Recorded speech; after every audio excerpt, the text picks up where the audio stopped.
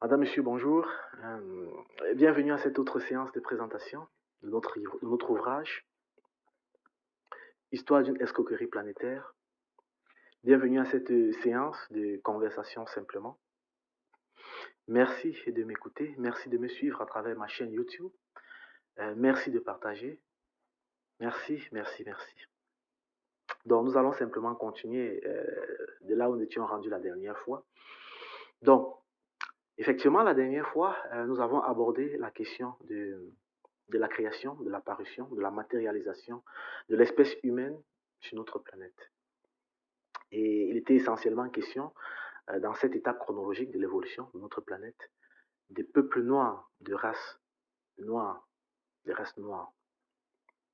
Donc, nous avons abordé cette réalité dans un cadre un tant soit peu historique, un tant soit peu astrophysique, étant entendu que nous avons au préalable présenté la réalité euh, de la création de l'univers tout entier, mais également de notre planète, dans également son fonctionnement. Donc aujourd'hui, je nous propose que d'aborder cette question, la question de la matérialisation des, des races humaines sur notre planète. Je voudrais parler ici des peuples noirs dans un cadre beaucoup plus psychosociologique. Donc, je nous propose d'aborder la réalité de la création des peuples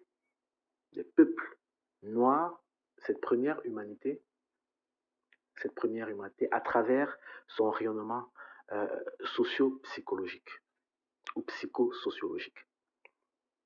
Donc, ceci afin déjà, dans un premier temps, euh, de valider notre théorie. Mais je pense que je n'ai pas bien parlé parce qu'en réalité, à mon sens, ce n'est pas une théorie que je vous présente. Et étant entendu une théorie, dès lors qu'il est question d'une théorie, la personne qui la présente s'extirpe, s'exonère de sa responsabilité d'humain. Il est question pour lui simplement que de présenter un certain nombre de faits et d'argumenter afin que de justifier ces faits. Mais dès lors qu'il est question d'une réalité, dès lors qu'il est question de réalité, et dès lors qu'il est question d'engager sa responsabilité humaine dans cette réalité, il n'est pas question de justification, il est question de présenter cette même réalité à travers différents aspects de cette réalité.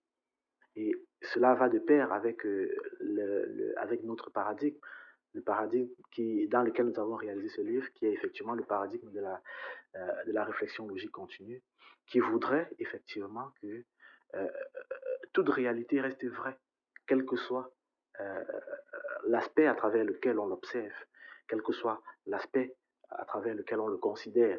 Donc c'est effectivement ça. Il ne s'agit pas pour moi de vous présenter une théorie, absolument pas. À mon niveau, c'est une réalité.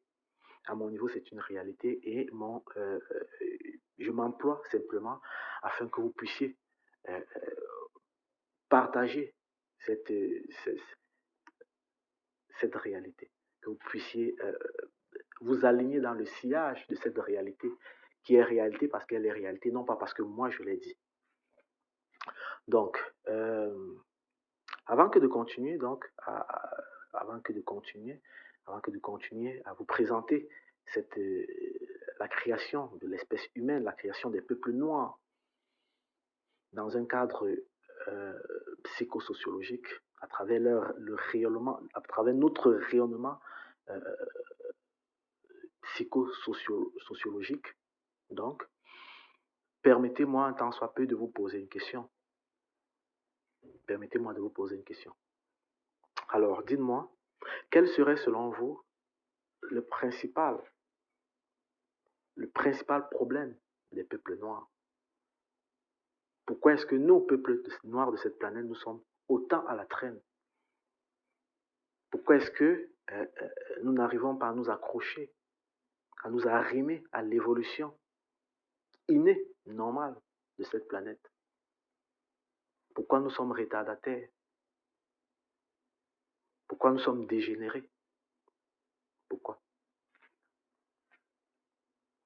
C'est quoi notre problème? Quel est le problème que nous avons?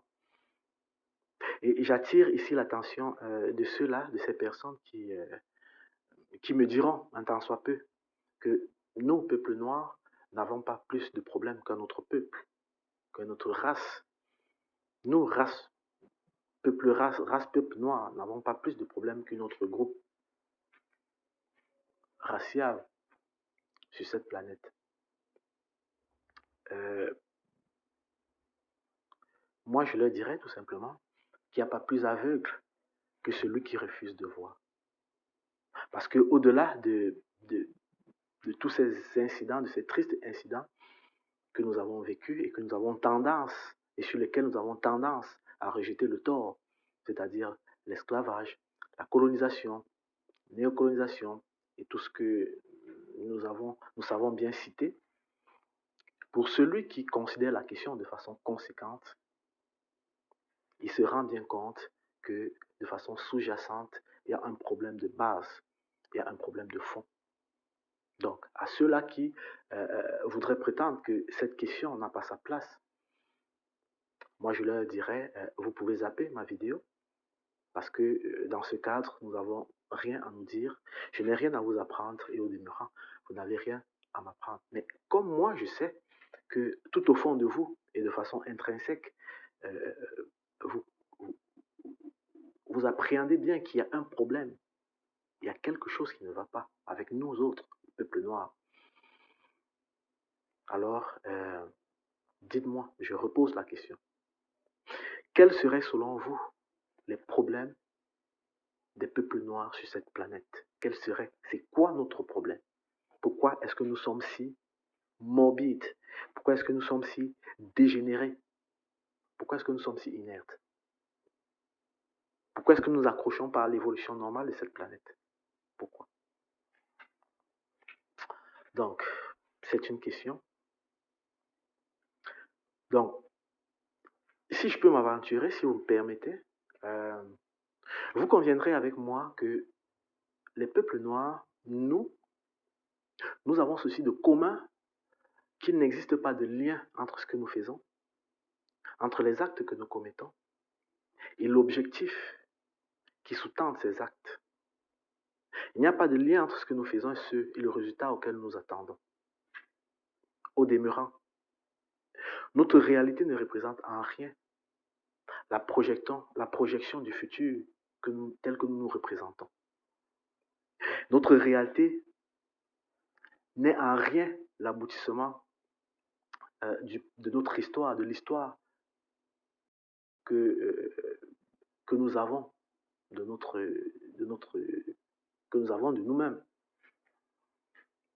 Donc, tout en étant dernier de la classe actuellement de cette planète, nous estimons quand même que nous avons été les champions, les premiers de la classe il y a plusieurs siècles. Tout en étant dernier de la classe aujourd'hui, nous estimons quand même que dans quelques siècles, nous serons les premiers de la classe, sans pour autant faire ce qu'il y a à faire pour être premier de la classe. Ce qui signifie véritablement que notre réalité actuelle ne représente en rien l'actualisation de la projection que nous avons de notre futur. Alors, que vous en semble? Je serais d'accord avec ces personnes qui me diraient avec un tant soit peu raison, qu'il se pourrait que les peuples noirs sont beaucoup plus réflexifs à un fonctionnement irrationnel. Nous sommes des magiciens, nous réfléchissons dans un cadre magique. Je suis d'accord. Je serais porté à croire, et moi également, que ceci serait dû au fait que les peuples noirs ont ceci de commun, de particulier, qu'ils ont un fonctionnement réflexif beaucoup plus intuitif. Comme toutes les plantes de cette planète, comme tous les fruits, les plantes, les animaux, enfin, comme les plantes, les animaux de cette planète. Mais vous êtes d'accord avec moi que le fait d'être intuitif, d'être réflexif à l'intuition ou à la logique, à la rationalité, ne nous démet pas de prendre en considération le résultat de nos actions. D'ailleurs, la logique et la loi de l'univers nous présentent cette réalité. Tout ce qui existe, tous les fruits de cette planète et même la planète en elle-même prend en considération les acquis de son expérience. C'est ce qu'on appelle la loi de la prise en considération des résultats des acquis expérientiels. Et d'ailleurs, c'est cette réalité que je vous ai présentée, celle-là qui celle-là que je, celle-là qui vous présente comment est-ce que la planète, à travers d'un âge planétaire à un autre, arrive à capitaliser les acquis de chacun de ces âges. Je vous ai présenté cette réalité.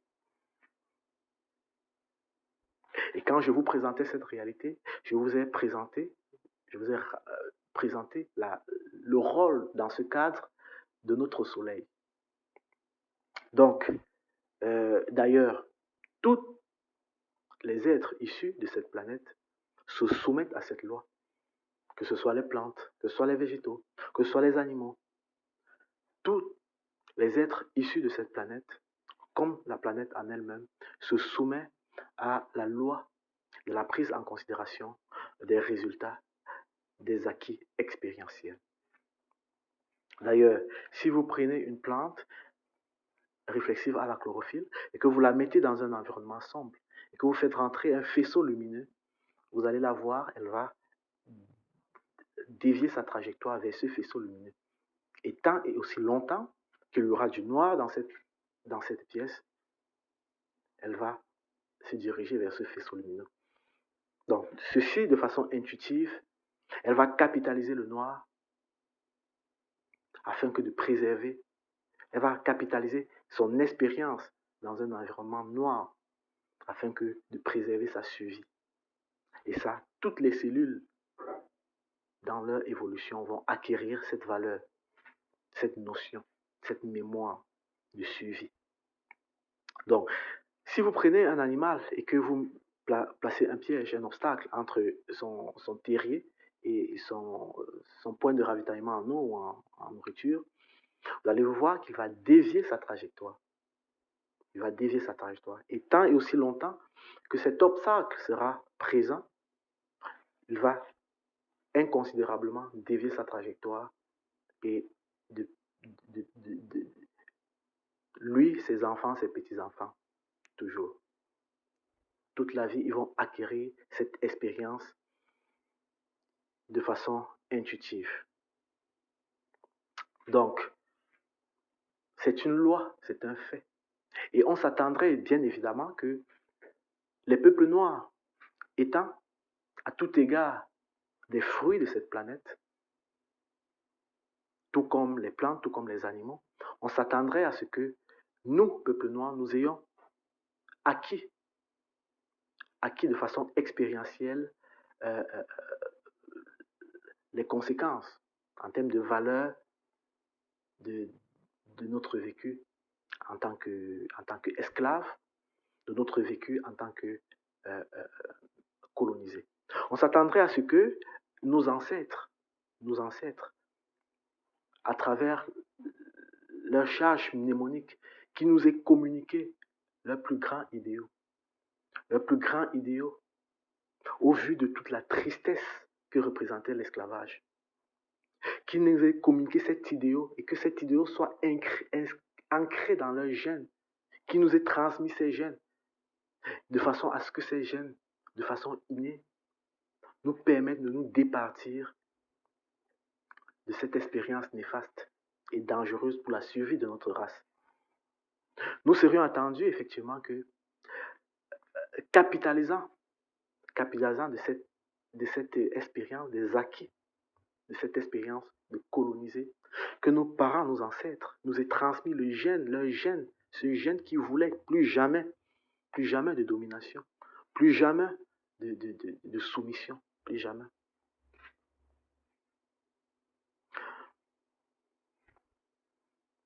Donc, et juste une parenthèse pour revenir sur cette expérience d'esclavage, dans laquelle nous avons été soumis, euh, j'attire votre attention sur le fait que, c'est vraiment une parenthèse, j'attire votre attention sur le fait que dès lors que vous sortez un animal, dès lors que vous sortez un animal de son contexte naturel, il dépérit. Parce que son logiciel, le logiciel de son évolution fait en sorte que euh, il doit évoluer dans son contexte normal. Et dès lors qu'il sort de son contexte normal, il ne trouve plus les repères et il dépérit. Tous les fruits, tous les êtres issus de cette planète, qu'ils soient végétaux, animaux, autres, dès lors qu'ils sont sortis de leur contexte d'évolution normale, ils dépérissent. Vous prenez un poisson, vous le mettez dans l'air libre, il dépérit. Vous prenez une plante, vous la mettez dans une plante réflexive à la chlorophylle, vous la mettez euh, dans l'obscurité, elle dépérit. Vous arrachez un animal de sa brousse normale, elle dépérit.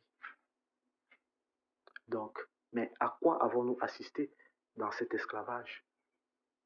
À quoi avons-nous assisté dans ces traites négrières? Dans ces traites négrières, nous avons vu des êtres qui, arrachés de leur contexte normal, vont de façon exponentielle se reproduire.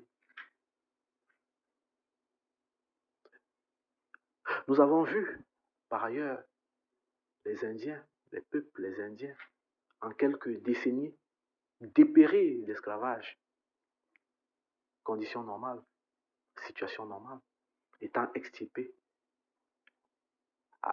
étant extirpés de leur environnement normal, étant soumis à tant d'horreur, de violence, de brutalité, tout à fait normal qu'ils dépérissent.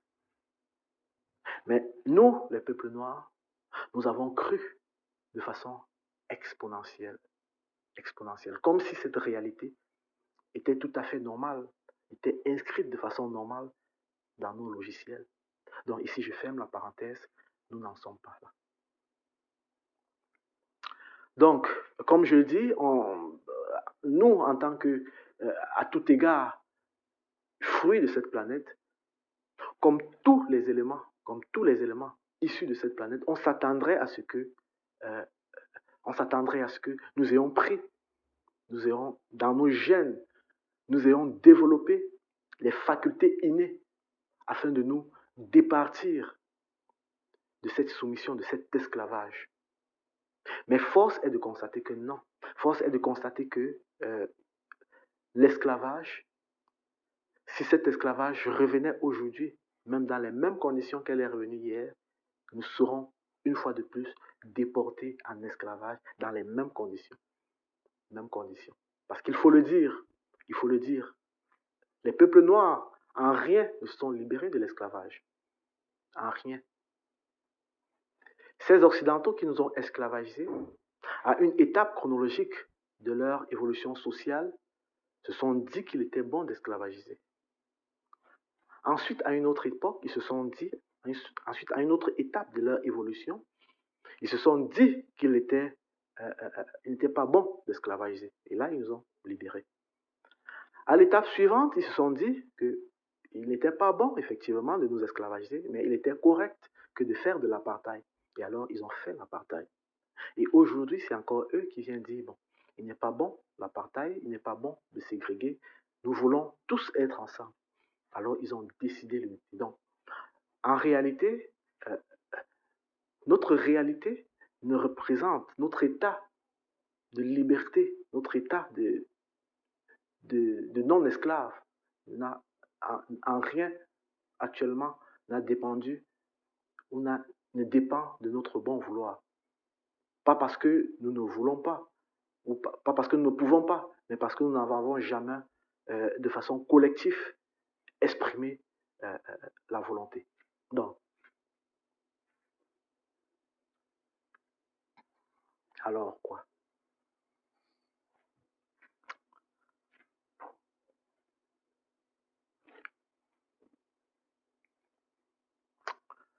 Donc,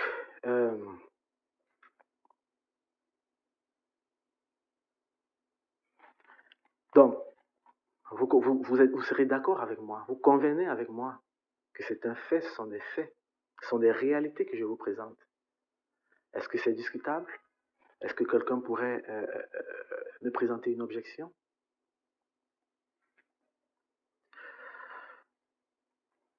Donc, tel est le problème, tel est le problème, tel est le problème euh, des peuples noirs. Il n'existe pas de lien entre où nous sommes et où nous allons. Tout simplement parce que nous ne nous soumettons pas. Nous n'arrivons pas à nous soumettre à cette loi universelle. Nous n'arrivons pas à nous soumettre à cette loi planétaire qui voudrait que toutes les espèces de cette planète, afin que de pouvoir évoluer, prennent en considération leur acquis expérientiel. Tout ce qui existe en tant qu'expérience en soi n'est pas mauvais, étant entendu que le temps bonifie cette expérience. C'est pourquoi nous avons dit que le sceau de cet univers, c'est le temps.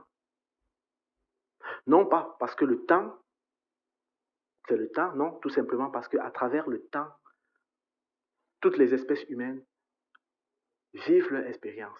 Et à travers ces expériences, elles capitalisent des acquis qui leur permettent d'évoluer en passant successivement d'une étape à une autre, en capitalisant des valeurs. Donc, on se serait donc attendu, comme je vous disais, à ce que les peuples noirs, ayant été victimes de toutes ces vicissitudes, aient capitalisé suffisamment de valeurs qui leur permettent aujourd'hui de se départir de la triste situation dans laquelle ils sont. Mais ce constat fait,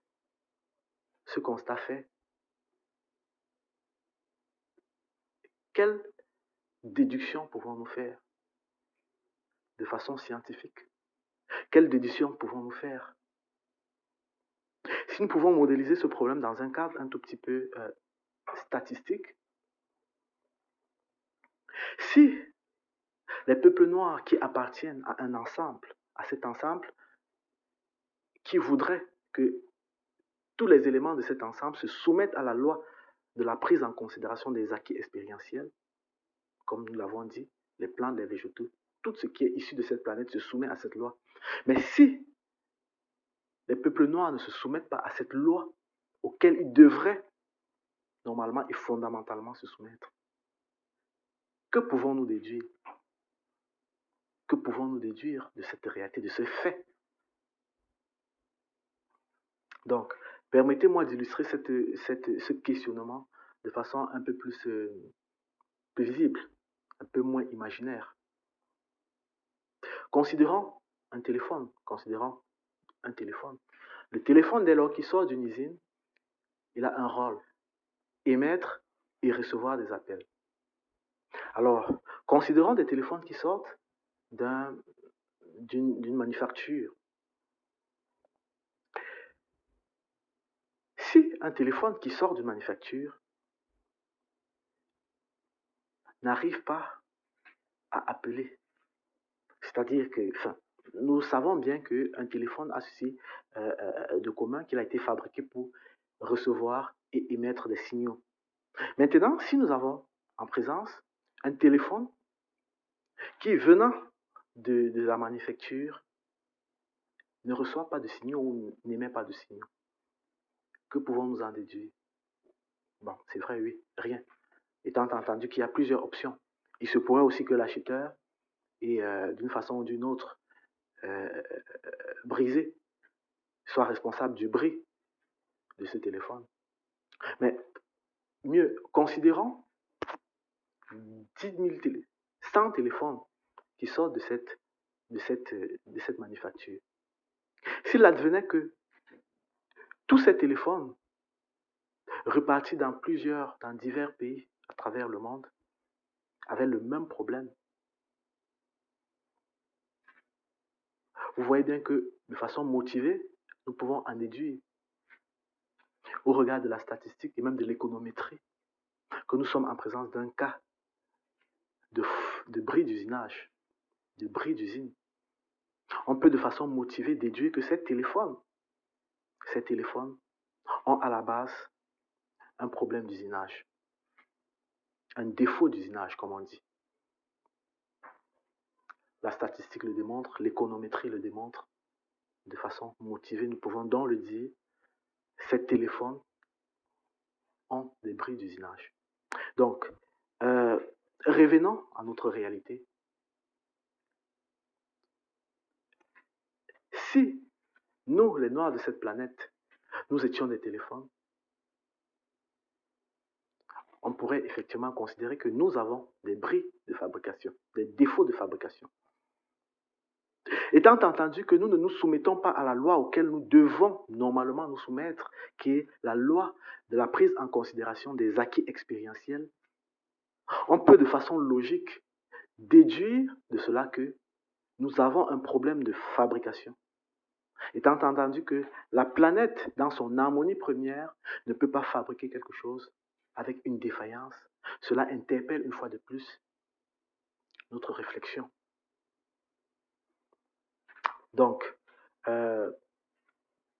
tel est à ce niveau le nœud du problème. Le nœud du problème, telle est la question auquel je nous invite à réfléchir. Tel est le nœud du problème et dans un cadre, dans un sens dans lequel il me semble que les sages, les penseurs, les intellectuels et que sais-je, toutes ces personnes qui tablent sur les problèmes de notre race, de notre réalité en tant que race, en tant que peuple, n'ont jamais abordé. Et je nous invite, non pas parce que ce soit moi, mais tout simplement parce qu'il me semble effectivement que c'est une question d'ordre premier. Donc, après avoir mis l'accent sur le nœud du problème, après avoir indexé ce problème qui, à tout égard, est en droite ligne avec ce que nous avons abordé dans notre première vidéo, qui effectivement était que l'homme noir n'est pas suffisamment rentré dans l'histoire. Aujourd'hui, nous en sommes au fait que l'homme noir n'est pas soumis à une loi auquel il devrait normalement être soumis. Il n'est pas soumis à la loi de la prise en considération des résultats des acquis expérientiels. Loi auquel toutes les espèces issues de notre planète se soumettent. Et en déduction, à travers notre démonstration, nous pouvons affirmer, que nous, les Noirs de cette planète, nous avons un défaut de fabrication. Donc, je comprends que c'est quelque chose d'assez lourd à avaler, mais avant que de continuer, permettez-moi de convoquer ici une notion ridicule, dangereux, évident. Avant que d'être évident, c'est toujours dangereux. Avant que d'être évident, c'est toujours ridicule. Mais je vous prie de ne pas vous départir, de réfléchir. Je vous prie de ne pas vous départir, de mettre en exergue votre sagesse, votre intelligence sur cette réflexion, sur ce questionnement. Donc, ayant ici basé les fondements du problème des peuples noirs, qui était en réalité le but de notre bifurcation dans ce contexte psychosociologique, je nous demande donc de reprendre notre route à travers notre présentation sur l'origine des peuples noirs. Donc, nous continuons là où nous étions rendus exactement la dernière fois. Donc, la dernière fois, nous avons abordé effectivement la question de la manifestation des peuples noirs.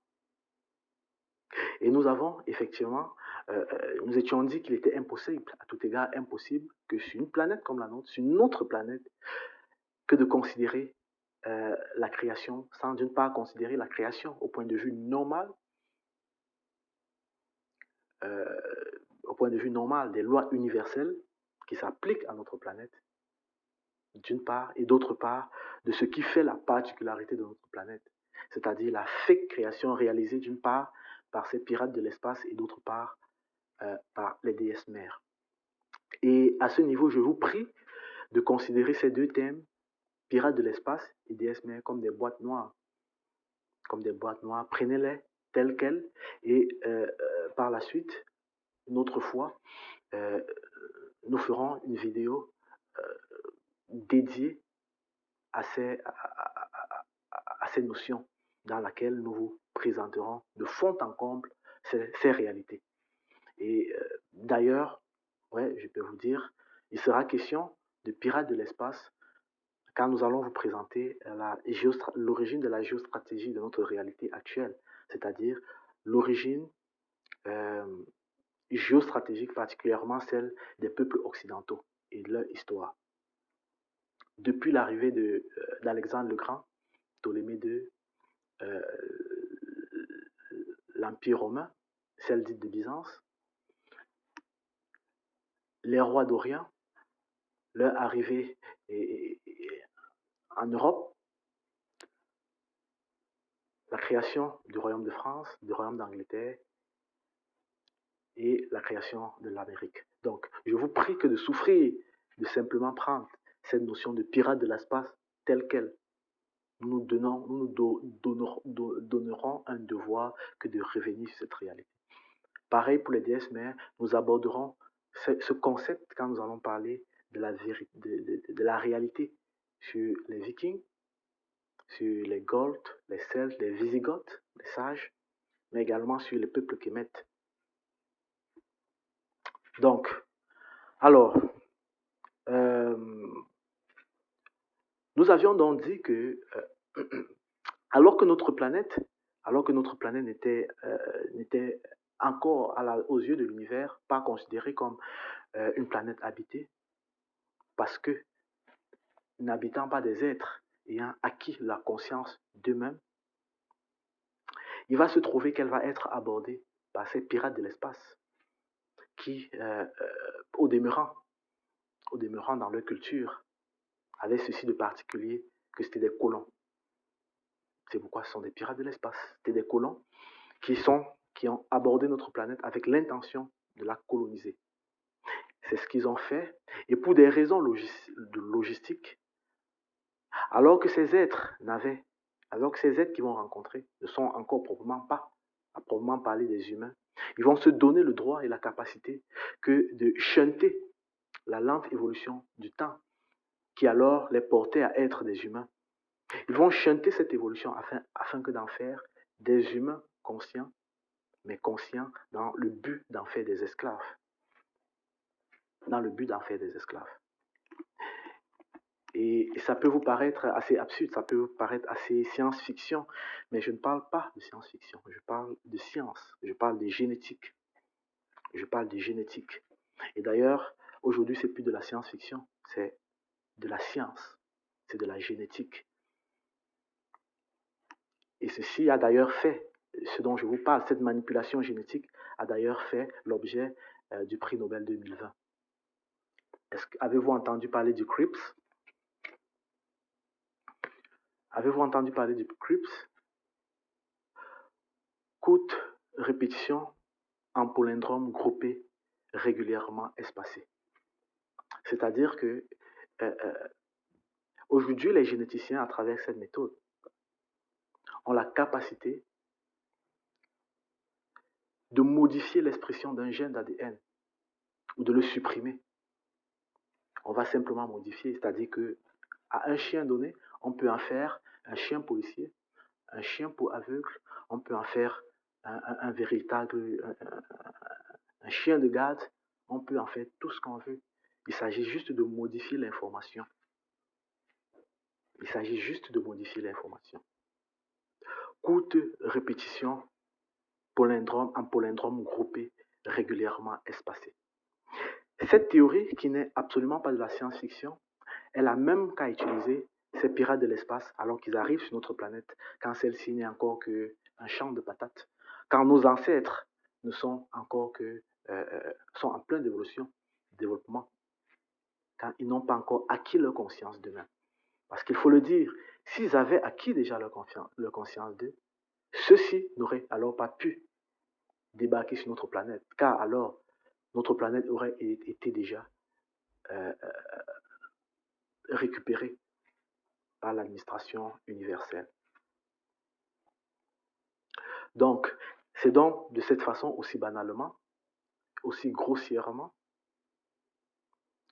que nos ancêtres ont été optimisés, ont été optimisés, oui, afin d'en faire des esclaves.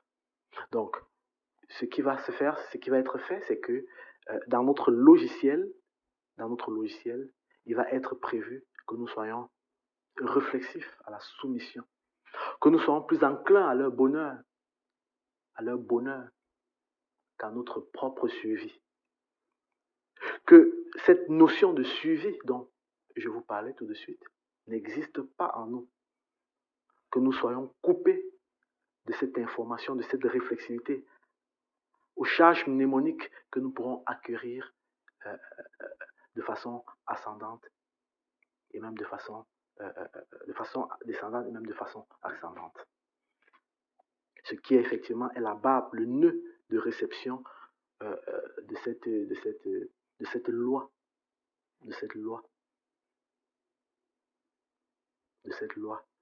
de capitalisation des acquis expérientiels et évolutifs. Donc, ayant fait ceci, il vous est loisible, il vous est facile d'ailleurs de comprendre que une tare se transmet de père en fils. Une tare se transmet de père en fils.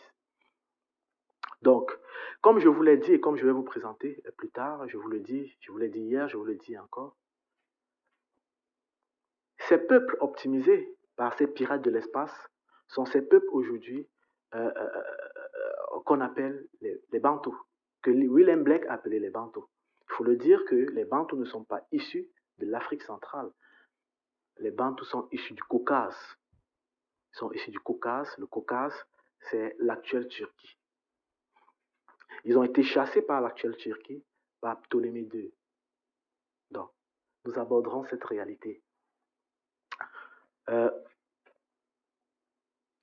Vous comprenez pourquoi, à tout égard, nous nous soumettons à tout. Les peuples noirs, et particulièrement ceux de l'Afrique centrale, on se soumet à tout. Nous sommes des esclavagistes en puissance et des esclaves en puissance. Nous nous soumettons à tout. Dès que nous avons un tout petit peu d'argent, on soumet. Dès que on est pauvre et on voudra avoir d'argent, on se soumet. On se soumet à tout. On se soumet à la religion. On se soumet au pasteur. On se soumet à tout. On se soumet à tout. On se soumet au président. Le président nous soumet. Nos autorités nous soumettent. On se soumet à tout. Vous comprenez? Aujourd'hui, vous pouvez comprendre de façon sociale. C'est tard. Et quel que soit l'aspect dans lequel la société des peuples noirs d'Afrique et surtout ceux d'Afrique centrale, vous allez comprendre pourquoi ces réactions, pourquoi ces considérations. Tel est le nœud principal des tares que nous avons dans nos pays d'Afrique. Nous nous soumettons. Nous sommes soumis à tout. Et dès lors qu'il n'y a pas de soumission, on trouve néanmoins quelque chose à quoi se soumettre. Nous sommes fiers d'être soumis. Nous sommes réflexifs à la soumission. Telle est notre réalité. Telle est notre réalité. Donc, mais à ceci, à ce triste constat,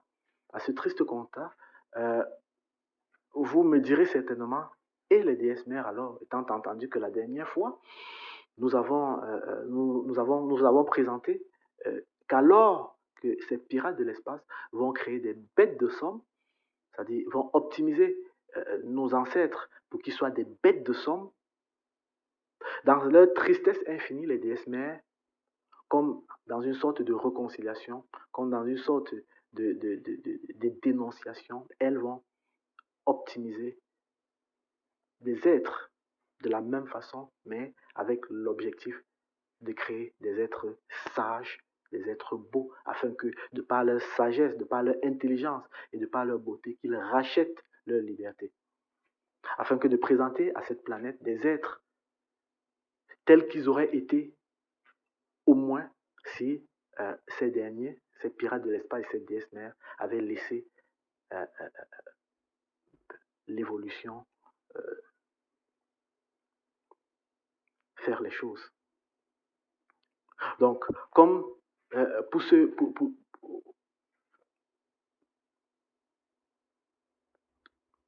comme dans une sorte de regret à cette insulte que les pirates de l'espace auront fait à cette planète et même à l'univers, en fabriquant ces bêtes de somme départies de la trajectoire de leur évolution normale, celles-ci vont créer des êtres sages, non pas en les repositionnant sur leur évolution normale, ils n'en pouvaient plus, mais en leur donnant de l'intelligence, en leur accordant de la sagesse, en jouant sur ces mêmes séquences d'ADN, en jouant sur les séquences d'ADN afin de modifier l'expression, de l'intelligence, de la sagesse, des neurones, de la densification des neurones. Et c'est comme ça qu'ils vont créer ces êtres que l'histoire a appelés les Ada Ama. Parce que vous savez bien, comme je vous l'ai dit la dernière fois, quand on dit Abba, il s'agit bien de père. Quand on dit Ama, il s'agit bien de mère. Et évidemment, quand on dit Ada, il s'agit d'enfants. Donc, dans l'histoire, les peuples de cette déesse mère s'appelaient effectivement les Ada Ama, c'est-à-dire les enfants de la mère. Et d'ailleurs, toutes leurs traditions, tous les peuples issus de cette déesse mère avaient des cultures fondamentales basées sur le matriarcat. Alors que ceux issus de ces pirates de l'espace étaient profondément ancrés dans le patriarcat. Alors que ces bêtes de somme, dans une étape plus lointaine de leur évolution, vont fortement et toujours avoir personnalisé le divin comme un être personnel, effectivement personnalisé. Ces Adama, ces fils des déesses mères, en réalité n'auront pas de religion. Ils auront ce qu'on appelle, ce que les maîtres de la vallée du Nil vont appeler la Maat, qui n'était absolument pas une religion, qui était bien évidemment la connaissance, la magnificence de la connaissance des lois de la nature. Et ça, c'était la marque déposée des déesses mères, le matriarcat. Donc, pour répondre donc à votre question, vous, vous m'aurez posé effectivement de savoir si ces fils, si les fils de ces pirates de l'espace, si les fils de Ra, c'est-à-dire si ces Bantous, selon Willem Blake, ces Bantous, ces fils du Caucase, ces fils des pirates de l'espace, ceux-là qu'on appelle aujourd'hui Bantous, si cela, de par cette manipulation génétique, se trouve aujourd'hui embourbés dans tout ce qu'ils sont, dans leurs tristes conditions, si leur triste condition est la résultante de cette manipulation génétique, qu'en est-il de ces fils de Ada Ama, de ces fils des déesses mères, qu'il faut le dire, sont ceux-là qui dans la Bible sont appelés les Cananéens. C'est pourquoi dans la Bible, on va toujours les appeler au féminin. La femme du Cananéen, la femme cananéenne, la fille cananéenne, la fille du Cananéen, c'est toujours au féminin, d'une façon ou d'une autre. Alors, vous serez enclin de me demander, qu'en est-il de ces peuples qui sont aujourd'hui les Sahélo-Soudaniens et pour la plupart en Afrique de l'Ouest? Comment est-ce qu'ils sont rendus aussi idiots, aussi cons que ceux d'Afrique centrale? Pourtant, eux, ils ont à la base été plutôt bonifiés d'une densité neuronale importante. À cette question que vous me poserez probablement, certainement, dans votre intelligence, moi je vous poserai une autre question. Quel est selon vous le facteur commun de ces peuples d'Afrique de l'Ouest, des peuples sahélo-soudaniens? Quel est le facteur commun d'un point de vue social de ces peuples qui, naguère, avaient une culture matriarcale? Parce que je peux vous envoyer faire des recherches.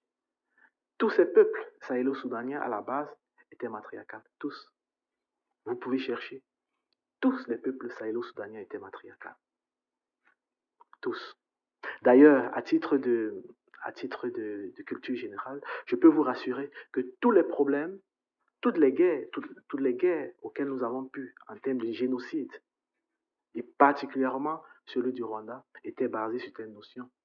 C'est une guerre, c'est une guerre originelle entre les peuples des déesses mères et les peuples, euh, euh, les fils de Ra, les fils de ces pirates de l'espace, ceux-là qu'on appelait les fils de Ra, les ancêtres de ce qu'on appelle aujourd'hui les Bantous. Donc, nous aborderons peut-être une autre fois cette question particulière. Mais dites-moi, je vous repose la question.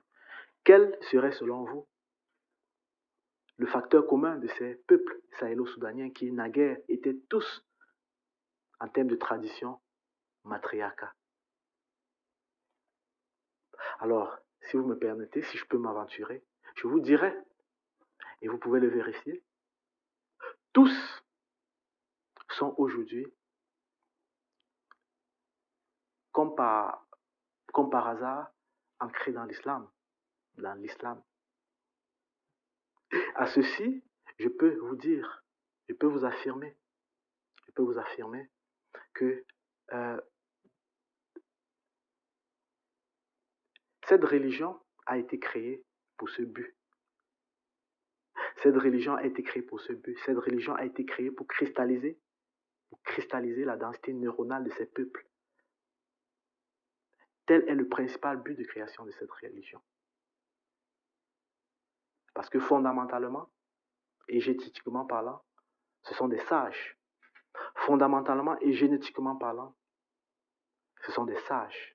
Alors, il fallait, d'une façon ou d'une autre, neutraliser cette, euh, cette, cette réalité. Il fallait, dans une évolution ultérieure de ces pirates de l'espace, il leur fallait neutraliser cette, cette densité neuronale afin que de pouvoir mieux les contrôler, tout autant que leurs fils génétiques que sont les Bantous d'Afrique. C'est pourquoi il va être décidé de créer cette religion qui est la religion islamique, qui à tout égard, si vous pouvez bien observer, qui à tout égard, que ce soit dans son acquisition, comment est-ce qu'on l'apprend, que ce soit dans les réalités qui sont présentées, sont totalement euh, lobotomisants, lobotomisants pour des personnes intelligentes. Donc, euh, nous sommes dans un temps de vérité, nous sommes dans un temps de sagesse et il n'est pas possible. Je parle à la hauteur de la responsabilité d'un humain de cette planète. Et permettez-moi de ne pas, j'ai pas peur. J'ai pas peur, non pas parce que je n'ai pas peur d'avoir quoi que ce soit, mais je parle revêtu de ma responsabilité d'humain de cette planète. Alors, je, je m'exclus de toutes les peurs que pourrait engendrer un tel, une, un tel ou un tel autre penchant. Donc, d'ailleurs, c'est une piste à réflexion. C'est une piste à réflexion que, quoique je l'ai abordée de façon très étayée dans mon livre, cette réalité, euh, je- c'est une piste à réflexion dans laquelle vous pouvez vous embourber afin que de sortir euh, euh, plusieurs travaux tout aussi édifiants. Donc, vous ayant dans ce cadre présenté de façon ramassée, on peut dire, la réalité, les causes de la tristesse, de la misère, de la triste situation dans laquelle tous les peuples noirs sont embarqués, euh, il est de bon temps que nous finissions cette présentation dans un cadre beaucoup plus gai. Parce que, effectivement, euh, aux yeux de l'univers, il n'y a pas de problème qui ne trouve solution. Il n'existe pas de problème. Il n'existe pas, dans l'environnement probabiliste de l'univers, il n'y a aucune occurrence, problème, aucune correspondance, problème qui n'a d'occurrence, solution. C'est pas possible. Donc,